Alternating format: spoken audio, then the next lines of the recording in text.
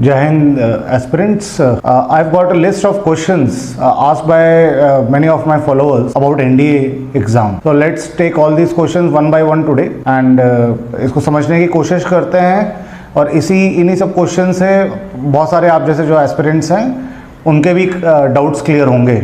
तो इसको ध्यान से सुनिए जो मैं बोल रहा हूँ।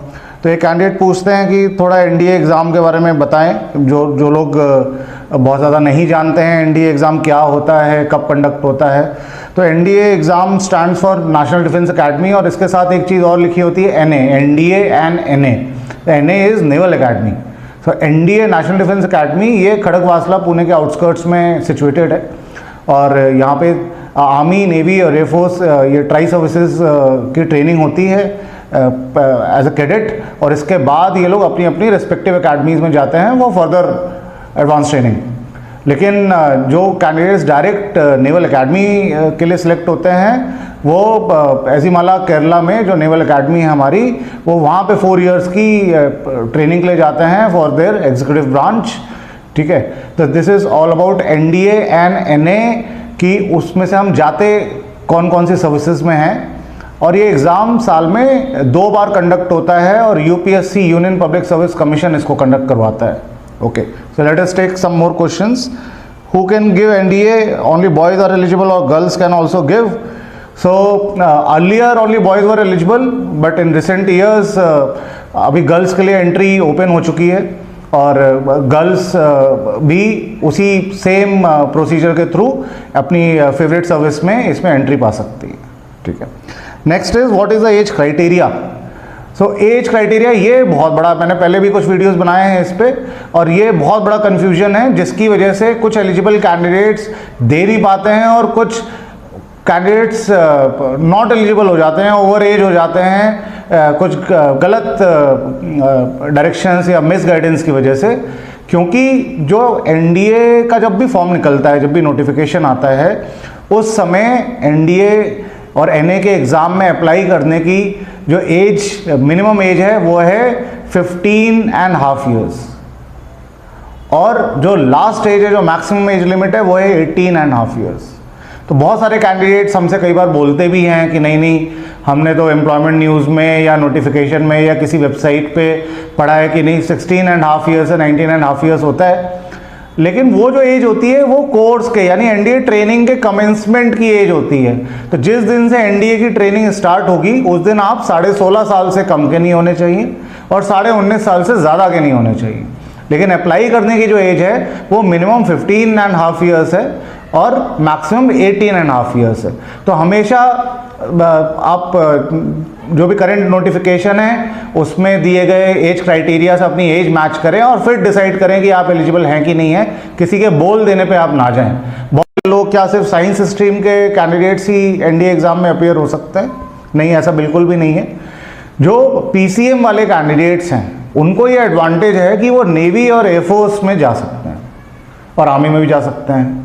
लेकिन जो पीसीबी वाले कैंडिडेट्स हैं या कॉमर्स वाले कैंडिडेट्स हैं विद और विदाउट मैथ्स या आर्ट्स वाले कैंडिडेट्स हैं विदाउट मैथ्स, किसी भी सब्जेक्ट कॉम्बिनेशन में ये लोग सिर्फ आर्मी में जा सकते हैं। फ़र्क सिर्फ इतना है, बाकी अप्लाई ओवरऑल तो सभी लोग कर सकते हैं। प्रोसीजर सभी के लिए सेम रहेगा, एग्जाम का पैटर्न भी सभी के लिए सेम रहेगा। नेक्स्ट क्वेश्चन एग्जाम पैटर्न से ही रिलेटेड पूछा गया है कि एग्जाम पैटर्न क्या है।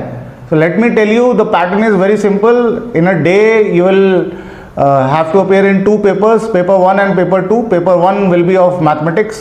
मैथ्स के पेपर में 120 क्वेश्चंस आते हैं और जो सिलेबस रहता है वो मेजरली आपका 11th एंड 12th क्लास का रहता है। जो सेकेंड पेपर है पेपर 2, उसको हम जीएटी बोलते हैं, जनरल एबिलिटी टेस्ट, और इसमें 150 क्वेश्चंस आते हैं और 150 क्वेश्चंस में भी डिविजन्स होते हैं। पहले सेक्शन में, सेक्शन ए में 50 क्वेश्चंस इंग्लिश के होते हैं, इंग्लिश यूसेज के होते हैं, इंग्लिश ग्रामर के होते हैं, इंग्लिश वोकैब के होते हैं। इसके अलावा फिर जो नेक्स्ट स्टैंडर्ड क्वेश्चंस हैं उसमें होते तो एक साथ है, सेक्शन बी बोलते हैं, लेकिन उसमें अप्रॉक्सीमेटली 50 क्वेश्चंस जो होते हैं वो जनरल साइंस के आते हैं, फिजिक्स, केमिस्ट्री और बायोलॉजी को मिला के, जो कि बहुत ही बेसिक साइंस होती है। मेजरली इसमें 9th 10th के क्वेश्चंस आते हैं और कुछ 11th के कॉन्सेप्ट और कुछ 12th के भी आ जाते हैं फिजिक्स वगैरह में। लेकिन overall general physics and general chemistry and general bio ठीक है। इसमें सबसे ज़्यादा जो वेटेज रहती है साइंस में वो फिजिक्स के क्वेश्चंस की रहती है, फिर नेक्स्ट कम्स केमिस्ट्री, एंड बिल्कुल जो बहुत कम क्वेश्चंस होते हैं वो बायो के क्वेश्चंस रहते हैं। इन 50 क्वेश्चंस के अलावा जो नेक्स्ट 50 क्वेश्चंस हैं उसमें जीके बोलते हैं हम उसको, जीके में history, geography and current affairs और कुछ पॉलिटी वगैरह का भी पार्ट इसमें आता है, पॉलिटी, इकोनॉमी और जो बेसिक हमारे पिलर्स होते हैं जनरल नॉलेज के वो भी आता है और मिक्स आता है। इनमें जो फोकस है वो हर साल चेंज होता रहता है, कभी वो मॉडर्न हिस्ट्री पे ज़्यादा फोकस कर देते हैं, कभी एंशिएंट और मिडीवल पे ज़्यादा फोकस कर देते हैं। ज्योग्राफी तो एक फेवरेट पार्ट है ही कि कभी मैप बेस्ड क्वेश्चंस आ जाते हैं, कभी ज्योग्राफी में भी थोड़ा टेक्निकल टर्म्स आ जाती हैं, लेकिन इसका भी जो सिलेबस है वो कोई बहुत हार्ड नहीं है। अभी हम लोग बात करेंगे उसके लिए कि कैसे उसको प्रिपेयर करना है और कौन कौन कर सकता है इजीली, कौन नहीं कर सकता है। तो इसी के साथ अगले क्वेश्चन पे आ जाते हैं। Candidates have asked me the strategy to clear NDA exam.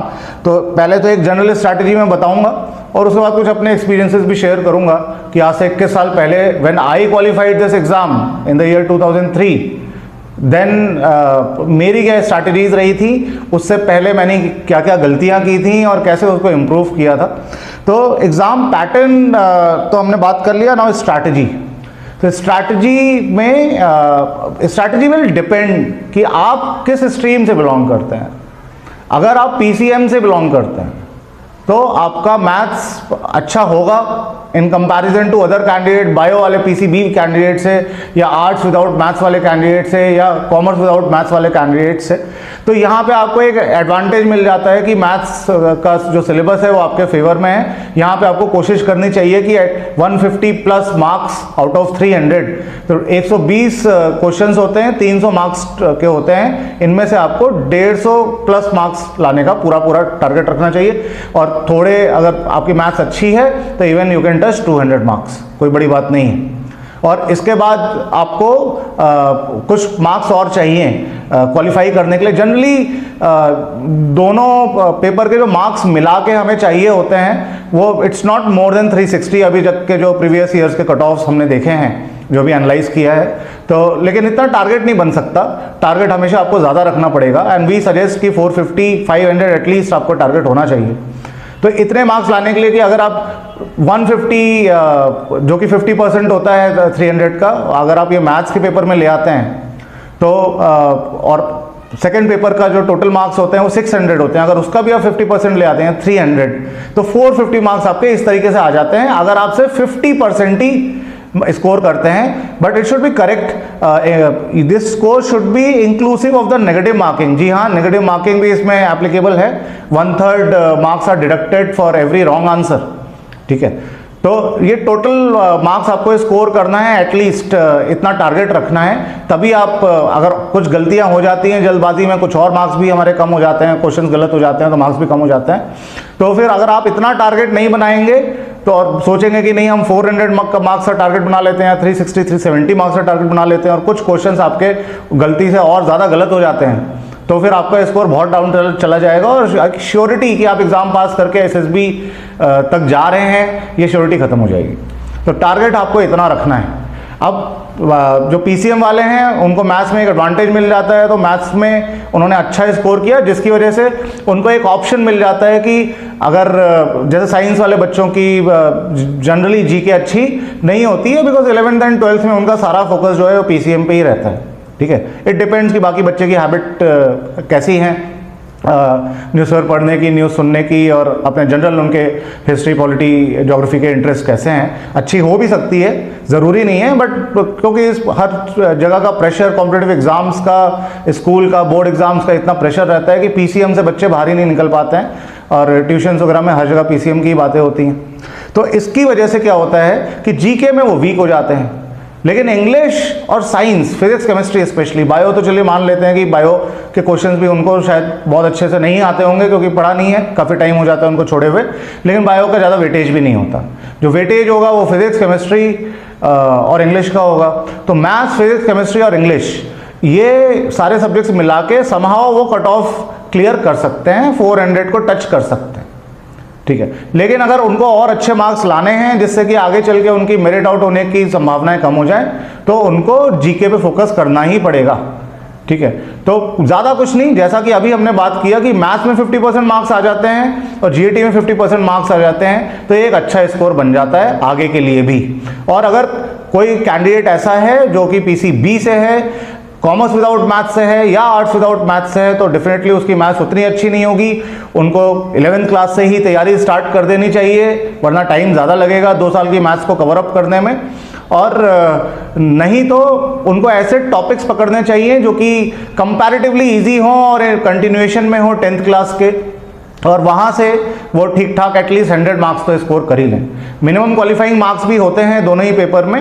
Maths के पेपर में मिनिमम क्वालिफाइंग मार्क्स 75 मार्क्स रहते हैं, और जीएटी के पेपर में जो मिनिमम क्वालिफाइंग क्राइटेरिया रहता है वो रहता है 150 मार्क्स का, राइट। तो 25%, तो अगर किसी पेपर में आप बहुत ज़्यादा एक्सीलेंट मार्क्स भी ले आते हैं और सेकंड पेपर में आपके क्वालिफाइंग मार्क्स से कम रह जाते हैं, तो भी आपका सिलेक्शन नहीं होने वाला। तो मिनिमम मार्क्स तो आपको लाने ही हैं, ठीक है।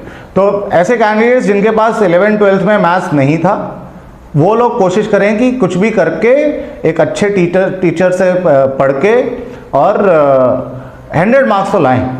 और इसके बाद उनको फिर अपनी सेकंड पेपर में स्ट्रैटेजी बदलनी पड़ेगी। अब यहाँ पे 50% से काम नहीं चलेगा, यहाँ पे उनको थोड़ा सा बढ़ाना पड़ेगा। जो आर्ट्स वाले स्टूडेंट्स हैं वो जीके उनके फेवर में रहती है, उनको साइंस में थोड़ी दिक्कत आती है, और same goes for commerce students also. तो हर किसी के लिए कुछ एडवांटेज है, कुछ डिसएडवांटेज है, लेकिन आप देखिए कि आपके कौन से स्ट्रॉन्ग सब्जेक्ट्स हैं, कौन से वीक सब्जेक्ट्स हैं, और टोटल मार्क्स कैलकुलेशन करिए कि किस एरिया से प्रीवियस ईयर पेपर देखने के बाद आपको ऐसा महसूस हुआ कि आप कितने मार्क्स किस पोर्शन से आप खींच सकते हैं और किस पोर्शन में आपको ज़्यादा मेहनत करने की ज़रूरत है।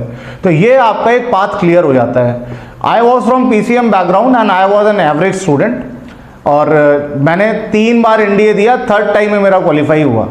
अगर मैं अपनी, जैसा कि पूछा है मैंने लिस्ट में ये क्वेश्चन ऐड कर रखा है कि कैंडिडेट्स have asked me कि सर आप अपने पर्सनल एक्सपीरियंसेस भी शेयर कीजिए। तो मेरा पर्सनल एक्सपीरियंस ये है कि मैंने कुछ गलतियां की कि मेरा 2 बार एग्ज़ाम नहीं निकला। वो गलतियां थी मेजरली 3 गलतियां अगर बात करें, तो पहली गलती की इस तरह की स्ट्रैटेजी मैंने पहले 2 अटेम्प्ट में नहीं बनाई थी कि कौन से सेक्शन से मुझे मार्क्स खींचने हैं, कौन से सेक्शन में मैं कमज़ोर हूँ, कौन सा सेक्शन में अवॉइड कर सकता हूँ अपने स्कूल स्टडीज़ को देखते हुए। और दूसरी जो गलती की थी कि नेगेटिव मार्किंग के सिनारियो को मैंने कंसिडर नहीं किया था, और जहाँ पे डाउटफुल थोड़ा भी डाउट रहता था वहाँ भी मैं चांस ले लेता था और उसको मार्क कर देता था। और कोशिश ये रहती थी कि अच्छा ये मैथ्स में 120 क्वेश्चंस का पेपर है, तो मैं 100 क्वेश्चन करके आऊँगा, 110 क्वेश्चन अटेम्प्ट करके आऊँगा। नहीं भी कोई आ रहा है तो ज़बरदस्ती थोड़ा सा लॉजिक लगा के, थोड़ा सा गेस करके, और उसमें चांस लेने की कोशिश की मैंने, जिसका रिजल्ट ये रहा कि नहीं हुआ क्वालिफाई। और तीसरी गलती ये की थी कि हमने मॉक टेस्ट और पीवाईक्यूज प्रैक्टिस नहीं की, ठीक है। तो अगर ये 3 स्ट्रैटेजीज कोई भी फॉलो करे, जो कि 3rd टाइम में मैंने ये तीनों ही स्ट्रैटेजीज फॉलो की अपनी पास्ट मिस्टेक्स को देखते हुए, एंड मैंने बहुत ही कम क्वेश्चंस का मतलब कि बहुत ही लिमिटेड, जितने क्वेश्चंस में मैं कॉन्फिडेंट था उतने ही क्वेश्चंस अटेम्प्ट किए एंड आई गॉट थ्रू, ठीक है।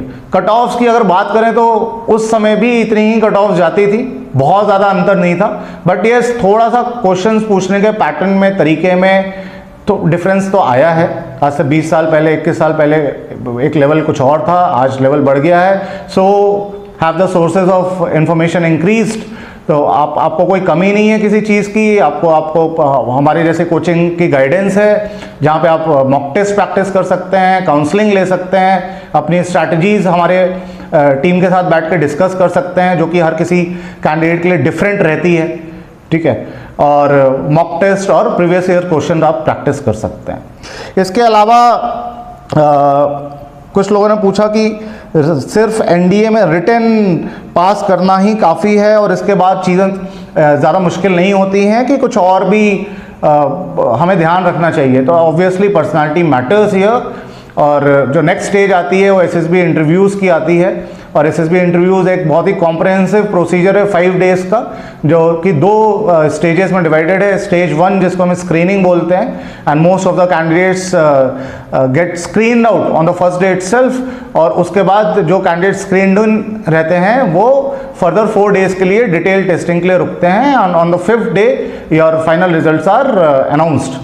और यहाँ पे पर्सनालिटी मैटर करती है। पर्सनालिटी सिर्फ अच्छी पढ़ाई, अच्छे एकेडमिक स्कोर को नहीं बोलते हैं। पर्सनालिटी आपकी बनती है ओवरऑल एक्सपोजर से, कि आप पढ़ाई में भी अच्छे हों, आपका बेसिक आईक्यू भी अच्छा हो, और आपका स्पोर्ट्स में को करिकुलर एक्टिविटीज़ में एक्सपोजर भी हो, और जो आपकी मॉरल वैल्यूज़ हैं, जो आपकी कोर वैल्यूज़ हैं, और आपका बिहेवियर है वो भी अच्छा हो। तो एसएसबी में ये सारी चीज़ें इन 5 डेज़ के अंदर टेस्ट कर ली जाती हैं। अप्रॉक्सीमेटली 20 डिफरेंट टेस्ट से आप गुजरते हैं, जिसमें कि 3 डिफरेंट तरह के ऑफिसर्स इन्वॉल्व रहते हैं। एक साइकोलॉजिस्ट होता है, एक जीटीओ होता है, और एक senior most personal interviewing officer रहता है। और ये तीनों ही ऑफिसर्स, तीनों तरीके के ऑफिसर्स फाइनल डे पे, कॉन्फ्रेंस वाले डे पे आपस में बैठ के एक कैंडिडेट के बारे में डिस्कस करते हैं, जिन्होंने भी उनको एसेस किया होता है। एक बोर्ड में कई सारे ऑफिसर्स होते हैं, और उसके बाद सारे इफ्स एंड बट्स कैलकुलेट करके अपने सारे डाउट्स वगैरह क्लियर करके फाइनली कुछ कैंडिडेट्स को रिकमेंड करते हैं। तो it's all about your balance, personality, your overall exposure, your overall behaviour, your overall intelligence. Okay, so ये कुछ स्ट्रैटेजीज हैं। इनके बारे में और जानने के लिए और डिटेल में डिस्कस करने के लिए आप ऑफलाइन हमारे सेंटर पे आ सकते हैं। नीचे एड्रेस और कॉन्टैक्ट नंबर्स हमारी टीम के दिए हुए हैं, और कुछ आउट स्टेशन कैंडिडेट्स जो एकदम से नहीं आ सकते हैं, वो ऑन कॉल कुछ ऑनलाइन काउंसलिंग सेशंस के लिए भी डिमांड करके और अपना अपॉइंटमेंट फिक्स करके ये चीज़ें डिस्कस कर सकते हैं। एंड आई होप कि आपको इस सेशन से काफ़ी हेल्प मिलेगी आगे चल के, और आपका माइंड काफ़ी हद तक क्लियर हुआ होगा, एक मेंटल क्लैरिटी आई होगी। So wish you all the best aspirants for next attempt, and also the aspirants who have recently cleared and qualified the NDA 2 2024 written exam. And for any further guidance, please contact us. Thank you. All the best. Jai Hind.